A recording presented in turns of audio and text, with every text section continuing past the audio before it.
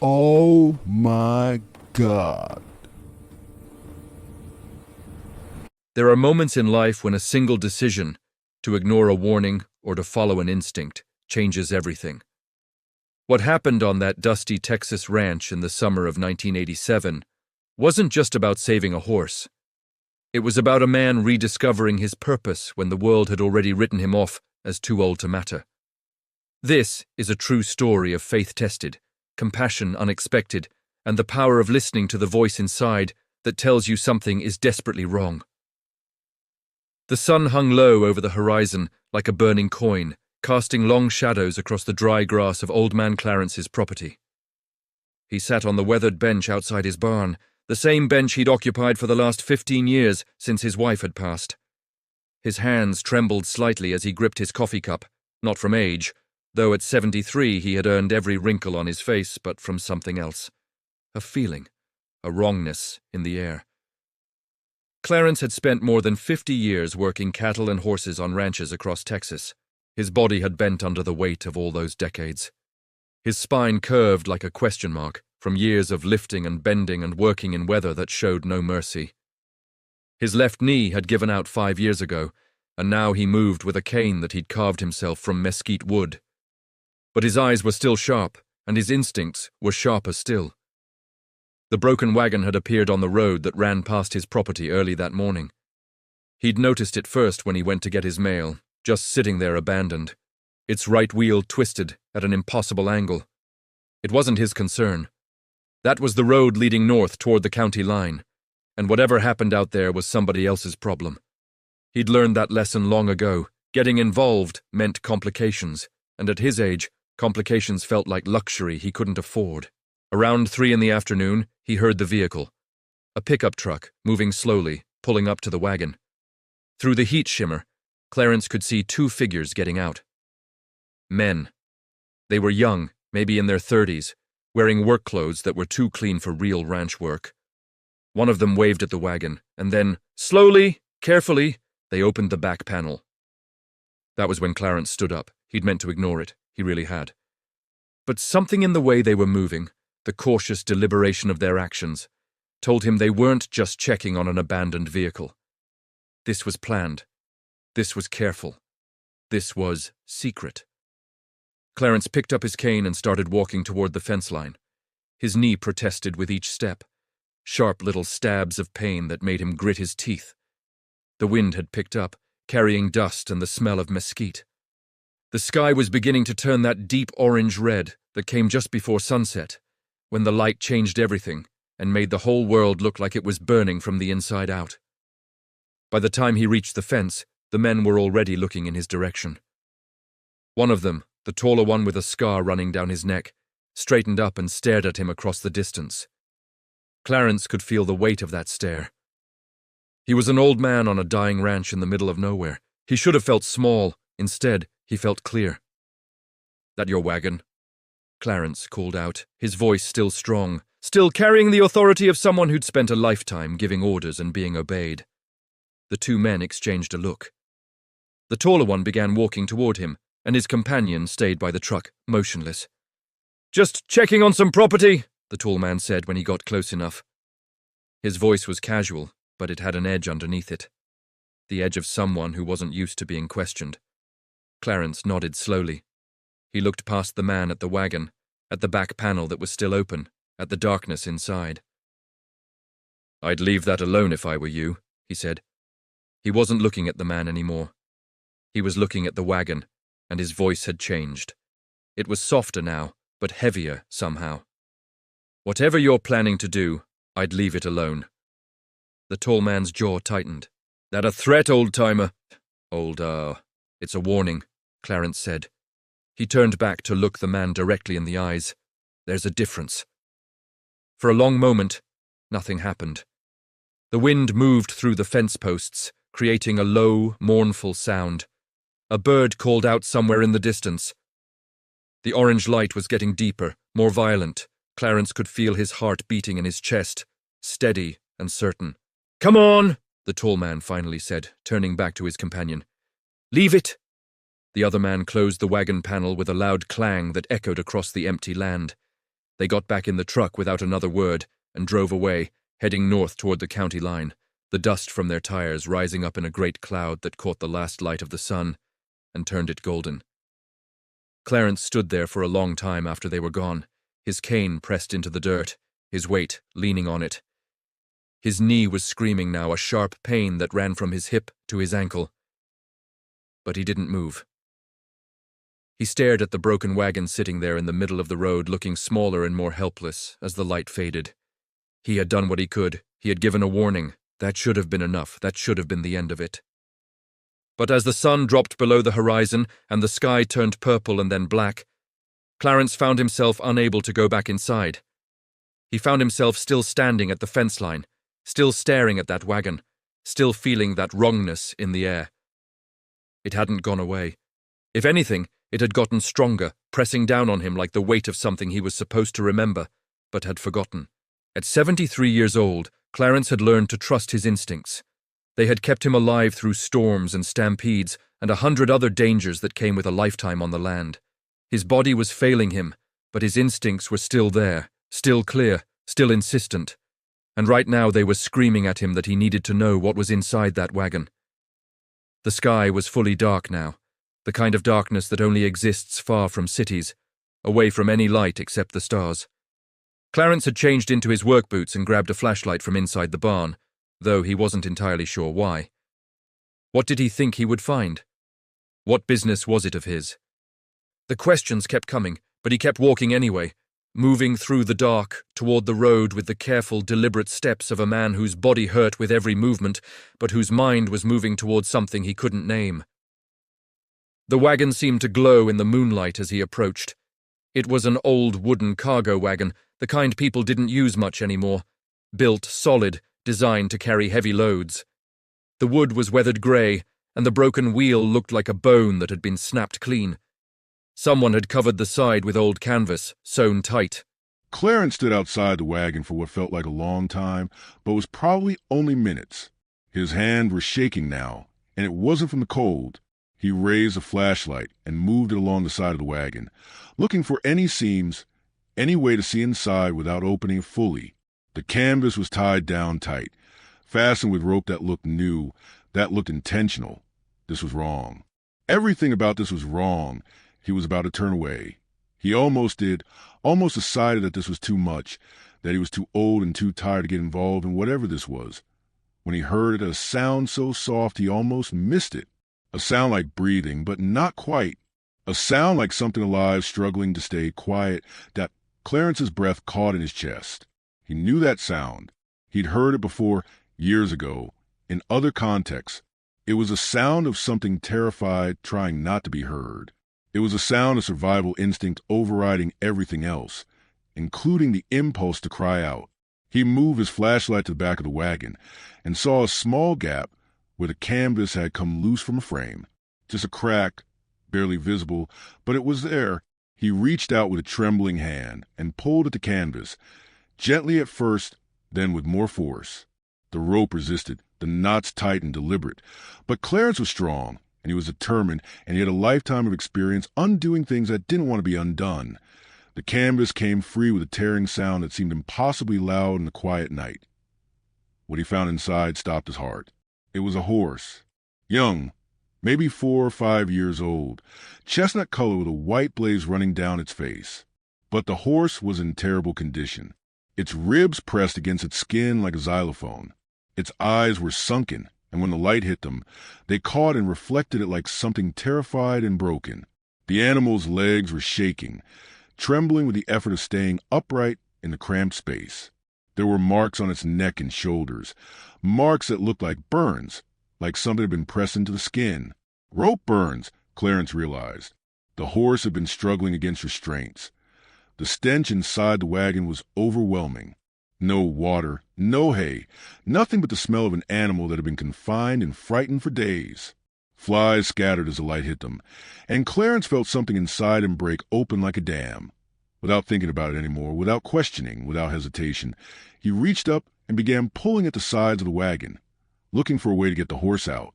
The animal made a sound, not quite a whinny, but something more desperate, something that contained within it all the fear and suffering of however long it had been trapped inside this dark space.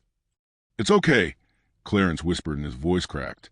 He was an old man who hadn't cried in 30 years, and now tears were running down his face as he worked at the wooden frame. "It's okay, sweetheart. I've got you. You're safe now."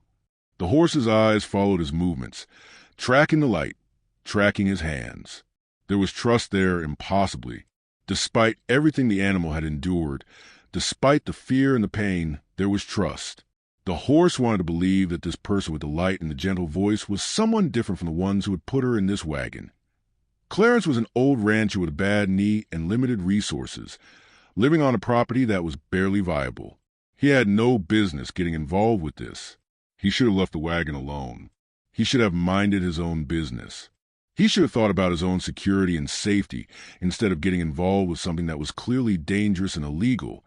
But as he looked into the eyes of the suffering animal, he felt something shift inside him, something he thought had died years ago when his wife passed, and the world got too heavy to carry. It felt like purpose. It felt like faith returning to a place inside him where faith had gone dormant. He pulled harder at the wagon phrase, ignoring the screaming in his knee, ignoring the pain in his hands and shoulders. "Hold on," he said to the horse. "Hold on, baby. You're going to be okay." And as he worked in the moonlight, covered in sweat and tears, Clarence was already thinking about what came next. He was thinking about how to get the horse out of this wagon without causing more injury. He was thinking about water and hay and a quiet stall in his barn. He was thinking about finding out who had done this and making sure they faced what was coming to them. But mostly, he was thinking about the moment that beautiful young horse would finally understand that it was safe. That moment when terror would transform into hope. That moment when this creature would learn that humans could be kind again. That moment was worth everything that was about to happen by midnight. Clarence had managed to open enough of the wagon to coax the horse out. It had taken patience and gentleness and an hour of work that had left him soaked in sweat and pain. But the horse, he was already calling her Grace, because there was something in the way she moved, so broken and yet so graceful, had finally stepped down onto the earth. She had trembled with each step, her legs nearly buckling beneath her, but she had made it. Now she stood in Clarence's barn, drinking water from a bucket while he sat on a stool nearby, watching. He'd called the veterinarian immediately after getting the horse inside, even though it was after midnight, even though old Doc Martinez had made it clear he was retired. "This is an emergency," Clarence had said, and something in his voice must have conveyed the weight of it, because Doc had said he'd be there within the hour. While he waited, Clarence had examined Grace more carefully. The rope burns, the dehydration, the signs of profound stress. These were all evident. But more than that was the psychological damage. Grace flinched at sudden movements. She had positioned herself in the back corner of the stall, as far as she could get from the door, and she kept her eyes on Clarence at all times, watching, measuring, trying to determine if this place and this person were truly safe or the nightmare was continuing. Clarence sat motionless, letting the horse adjust his presence. He'd done this before years ago with traumatized animals. You had to be patient. You had to let them set the pace. Trust was a thing that had to be earned, one quiet moment at a time. What in the name of God happened to this animal? Doc Martinez's voice was sharp with shock when he arrived and saw Grace. He was a lean, tough-looking man in his 70s, with gray hair and eyes that had seen a lot of suffering and had learned to respond with action rather than sentiment. "Found her in a wagon on the road," Clarence said. "Two men were planning something with her. I don't know what yet." Doc moved with practiced efficiency, his hands gentle as he began his examination. Clarence watched from the corner, seeing the way the old veterinarian's jaw tightened as he discovered each new injury, each fresh evidence of neglect and abuse. When Doc pulled out his phone and called the local sheriff's office, Clarence knew this was bigger than just one suffering horse. Sheriff Dan arrived at 1 a.m, along with 2 deputies. He was a man who'd known Clarence for 30 years, who'd come to the ranch many times before. The two of them sat in the kitchen while Dan took notes, and Clarence told him everything. The way the men had moved, the look in their eyes, the deliberate nature of their actions. "You did the right thing," Dan said, and there was something in his voice that made it clear he wasn't just being polite. "Those men you described? We've been looking for them. There's a ring operating out of county. Horses being stolen, then bred and sold illegally, worked to death, that sort of thing. We've suspected them for months, but we haven't had anything solid yet. What you just did, you've given us our opening. Over the next 72 hours, the quiet ranch became a center of activity. Investigators came by, took photographs of the wagon, documented everything. Grace was examined by an equine veterinary specialist from the city, who confirmed that the horse had been with the ring for at least 8 weeks. She'd been underweight, stressed, subjected to conditions designed to break her spirit, so she could be resold to buyers who wanted broken horses cheap. The investigation led to arrests. The 2 men Clarence had seen were picked up at a warehouse on the outskirts of the county. In their possession, they found documentation, records of dozens of horses that had been stolen over the past 3 years. When officers raided the main property, they found 17 more horses in varying states of distress. 17, and there could have been more if the investigation hadn't been sparked by an old man's instinct and an act of compassion. But what Clarence hadn't known, what hadn't been clear until the investigators dug deeper, was the scale of the operation. The men he'd chased away weren't just low-level operatives. They were connected to a larger network that extended into 3 states. The leads from this single horse's story would unravel threads that law enforcement had been tugging at for years, in the newspapers. They called Clarence a hero. People started showing up at the ranch. Local news came and filmed segments about the brave old rancher who'd risked his safety to save an animal. Clarence hated the attention, but he endured it because he understood that it wasn't really about him. It was about something larger, something that people needed to believe in. The idea that one person's instinct, one person's faith in that instinct could change something. But in the quiet moments, when Grace was healing and the reporters had gone home, when it was just Clarence and the horse in the barn at night, he understood the truth of it in a different way. His wife had always believed that the world was connected, that seemingly small acts of kindness rippled outward in ways you couldn't predict or measure. He dismissed it as sentiment for so long. But now, watching this young horse slowly learn to trust again, to eat without fear, to stand without trembling, he understood that his wife had been right. One person's decision to listen to their instinct, one act of compassion, one willingness to get involved when it would have been easier not to. These things mattered. They changed everything. 6 months passed. Winter came to Texas, mild and beautiful, with clear skies and temperatures that dropped just enough to make work outside feel refreshing rather than oppressive. Grace had transformed in ways that Clarence had seen happen before with traumatized animals, but which always felt miraculous nonetheless. The weight had come back first. Within 3 months, with proper nutrition and care, the horse's ribs had no longer been visible. Her coat had begun to shine again, developing that deep richness that comes with health and proper care. But more important than the physical changes were the psychological ones. Grace had learned to trust. It had taken time. Clarence had spent hours in the stall with her, just sitting quietly, letting her approach him on her own timeline. There had been setbacks. Loud noises would send her into a panic. The rattle of the feed bucket could cause her to bolt to the corner of the stall. But gradually, incrementally, the fear had begun to recede. Around the 4-month mark, something shifted. Grace had been taking a walk with Clarence around the property. He walked her every day now, moving slowly with his cane, the horse moving alongside him with an easy gait that suggested neither distress nor the hypervigilance that had characterized her early days at the ranch. They were passing by the water trough when Grace had simply stopped and nudged Clarence's shoulder gently with her muzzle. It was a small gesture, but it contained everything. Trust, affection, an acknowledgement that Clarence was someone safe, someone kind, someone worthy of approaching voluntarily. Clarence had to sit down on the nearest fence post, his legs suddenly unable to hold him. He'd wept then, openly and without shame. He was an old man who'd been written off by the world, whose purpose had seemed to have ended years ago. And here was this beautiful horse, looking at him with soft eyes, telling him that he still mattered, that his choices still meant something. Word of Grace's recovery spread. The story had been picked up by national news outlets. There were requests for interviews, requests to bring Grace to events, sponsorships from animal welfare organizations.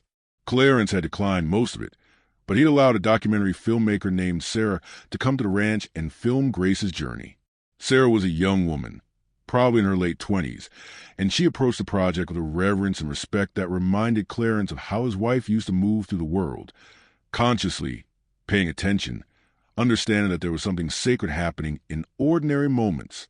Over the weeks of filming, Sarah had asked Clarence many questions. Why had he gone to the wagon that night? What had he been thinking?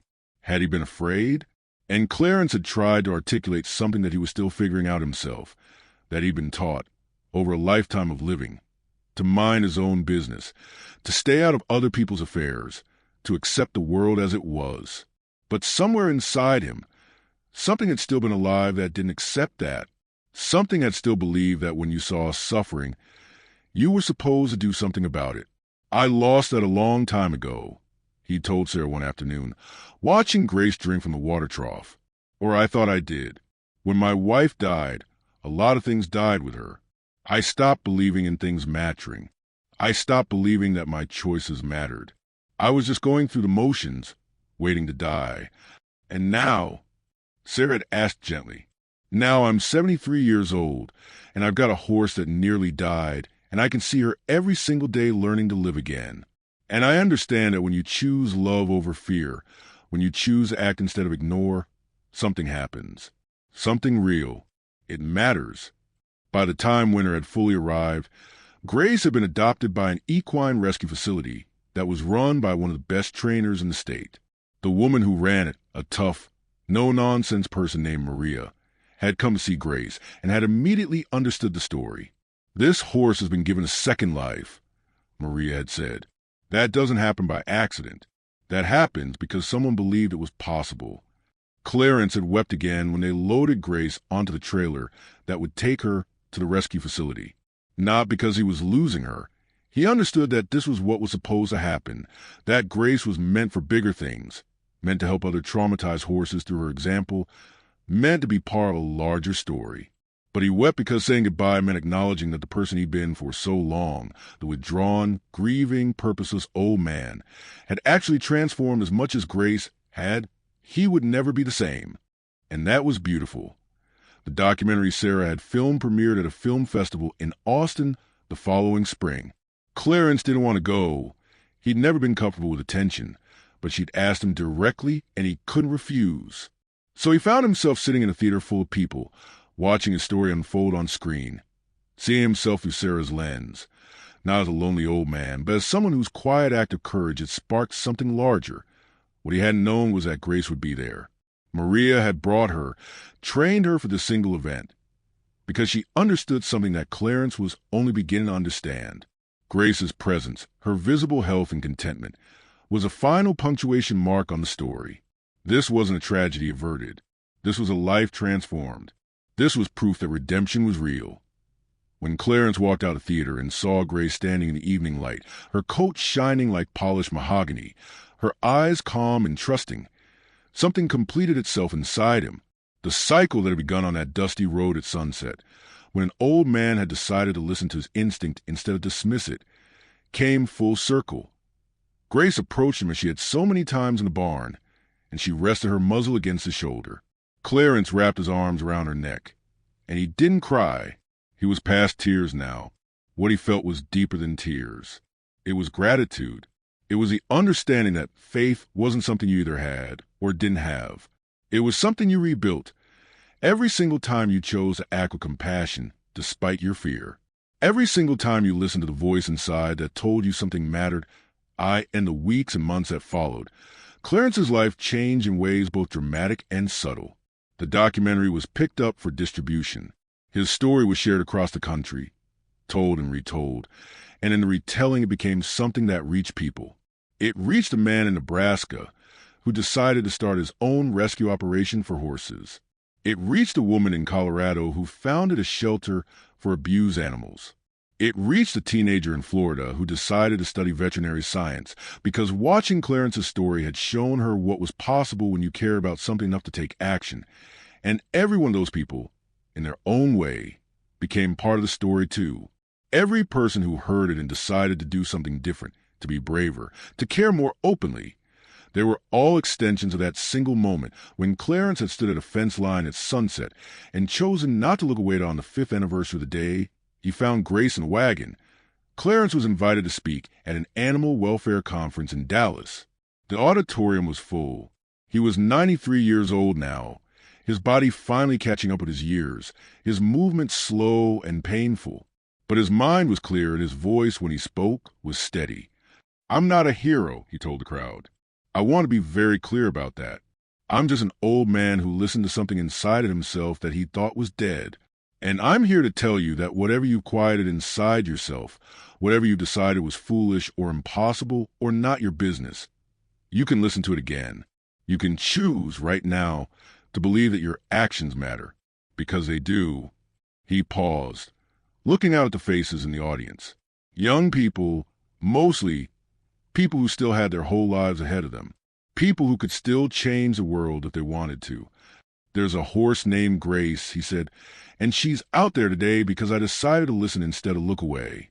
I'm 83 years old, and I just found out that my whole life still has purpose, that I still matter. Don't wait until you're my age to figure that out." After the conference ended, a young woman came up to him. She couldn't have been more than 25, with kind eyes and a determination in her face. "I saw your documentary when I was 14, she told him. "I was depressed. I wasn't sure about anything. And watching you and Grace, watching her learn to trust again, watching you believe that something mattered, it saved my life. Literally, it gave me a reason to keep going." Clarence had put his hand on her shoulder, and he'd seen in her face all the ways that his one choice that night had rippled outward, all the ways that seemingly small acts had consequences you could never fully predict or measure. His wife had been right. The world was connected. One person's faith, one person's willingness to love despite the cost, changed everything. In the time he had left, and at 93, Clarence was aware that time was becoming a finite thing. He worked with organizations dedicated to horse rescue. He gave talks. He shared Grace's story and his own story, and he encouraged people to trust their instincts, to choose compassion, to believe that their lives still mattered. And in the quiet moments, in the mornings when he was still and the world was still, Clarence would sit on the same bench where he'd first felt the wrongness in the air, and he would understand something that he'd spent his whole life learning. That faith isn't about believing in something perfect or unchanging. Faith is about believing, again and again, despite all evidence to the contrary, that love is possible, that grace is real, that one person at any age can change the world. All you have to do is listen to the voice inside. All you have to do is choose not to look away. The end